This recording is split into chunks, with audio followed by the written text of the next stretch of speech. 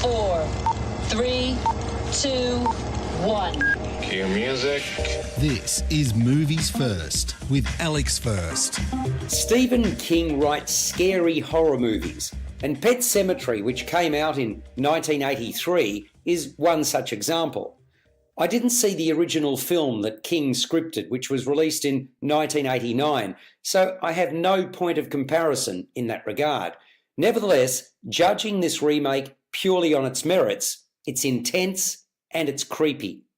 Pet Sematary follows Dr. Louis Creed, played by Jason Clarke, a doctor who relocates with his wife Rachel, Amy Seimetz, and their 2 young children from Boston to rural Maine. He hopes the move will make the family's life less stressful and give them more time together. Once he arrives, though, he's made aware of a mysterious burial ground hidden deep in the woods near their new home. Rachel remains traumatised by an incident in her childhood for which she blames herself. Her daughter Ellie, Jet Lawrence, is understandably anxious about moving to Maine and leaving everything familiar behind. When tragedy strikes, Louis turns to his unusual neighbour, Judd Crandall, John Lithgow, setting off a perilous chain reaction that unleashes an unfathomable evil with horrific consequences. Crandall is haunted by a terrible loss in his past, just like Rachel. Although King's novel remains the talisman, in this case the screen story is by Matt Greenberg and screenplay from Jeff Buller. There's a significant change to the original story, in that the Creed's 2-year-old son Gage is central to the action. In this film, it's their 8-year-old daughter Ellie. Being older, Ellie could play complicated psychological mind games with her father and display a physicality that would not be possible to achieve with a toddler.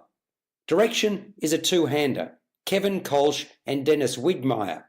You're listening to Movies First. For more, like us on Facebook and follow us on Twitter.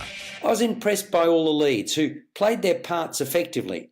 The controlled Dr. Louis Creed quickly unravels with Jason Clarke in his guise.